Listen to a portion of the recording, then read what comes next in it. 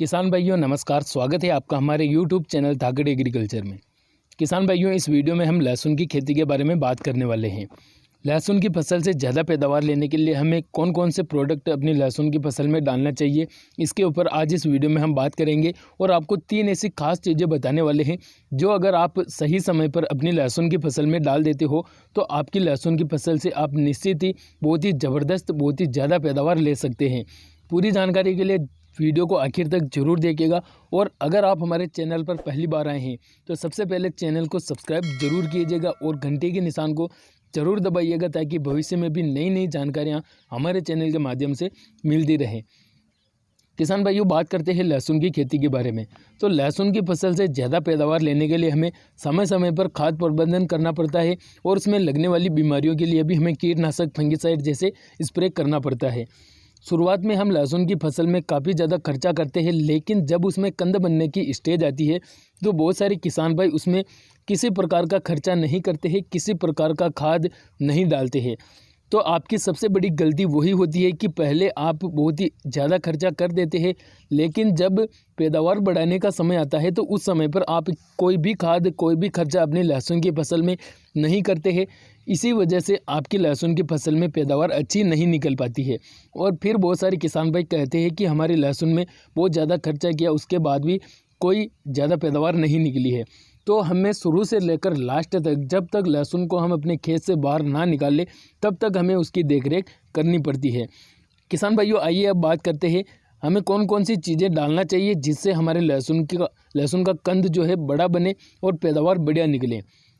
देखिए किसान भाइयों, लहसुन की फसल में क्या होता है कि जब हम लहसुन की हार्वेस्टिंग करते हैं तो उसके बाद भी लहसुन में बहुत सारी चीज़ें हमें ध्यान रखनी पड़ती है, जैसे कि लहसुन को ज़्यादा दिन तक स्टॉक रखते हैं कुछ किसान भाई, और कुछ किसान भाई ऐसे होते हैं जो उसको निकालते ही बेच देते हैं। तो हमें सभी चीज़ों को देखते हुए चलना पड़ता है और सब ऐसी चीज़ें हमें डालनी पड़ती है जिससे हम लहसुन को अगर ज़्यादा दिन भी स्टॉक में रखना चाहें तो भी हम रख सकते हैं। अभी किसान भाइयों, बात करते हैं कि हम कौन से पोषक तत्व तो नहीं डाल पाते हैं अपनी लहसुन की फसल में जिससे हमारी पैदावार कम निकलती है। तो किसान भाइयों, जब लहसुन की फसल में कंद बनने की स्टेज होती है तो उस समय पर अधिकतर किसान भाई कुछ गलतियां कर बैठते हैं, तो वो गलतियां हमें नहीं करनी है। अब सबसे पहला खाद तो हमें कंद बनते समय कैल्शियम नाइट्रेट डालना चाहिए। कैल्शियम नाइट्रेट क्या करता है कि एक तो लहसुन में पीलापन को दूर करता है और कंद को मजबूत बनाता है। इसलिए लहसुन की फसल में कंद बनते समय हमें कैल्शियम नाइट्रेट का उपयोग जरूर करना चाहिए। अब इसके अलावा कैल्शियम नाइट्रेट का जब आप उपयोग करते हैं तो उसके बाद में आप लहसुन की पिलाई करोगे ही करोगे। लहसुन की पिलाई जैसे ही कंप्लीट होती है उसके 3 से 4 दिन बाद आपको NPK 0050 का स्प्रे करना चाहिए। अब NPK 0050 में ऐसा क्या है, तो किसान भाइयों इसमें 50% पोटास की मात्रा पाई जाती है। और NPK 0050 के साथ में आपको बोरान जो कि 20% आता है, 250 ग्राम की पैकिंग में आता है, उसको आपको लेना चाहिए। इसमें 20% बोरान की मात्रा पाई जाती है। अब 0050 मतलब कि पोटास आपके कंद को बड़ा बनाएगा और उसको मजबूत बनाएगा। इसी के साथ साथ बोरान आपके लहसुन की फसल में जो कंद फटने की समस्या आती है उस समस्या से छुटकारा दिलाएगा। और अगर आप लहसुन को ज़्यादा दिन भी अगर स्टॉक में रखोगे तो उस काम के लिए यह बोरान काफ़ी ज़्यादा फायदेमंद साबित होगा। तो सबसे पहला काम तो आपको कैल्शियम नाइट्रेट डालना है। कैल्शियम नाइट्रेट डालते ही आपको लहसुन की पिलाई करनी है।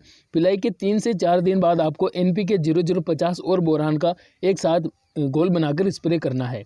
अब स्प्रे में इसकी मात्रा की बात करें तो NPK 0050 को आप 1 किलोग्राम प्रति एकड़ के हिसाब से स्प्रे करें और 250 ग्राम प्रति एकड़ के हिसाब से बोरान को आप स्प्रे करें।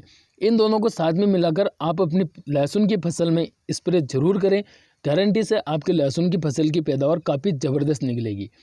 किसान भाइयों, वीडियो में बस इतनी ही जानकारी। उम्मीद करता हूँ वीडियो आपको पसंद आया होगा। अगर वीडियो पसंद आया तो लाइक ज़रूर कीजिए और चैनल को सब्सक्राइब करना मत भूलिए। मिलते हैं अगले वीडियो में, तब तक के लिए धन्यवाद। जय जवान जय किसान।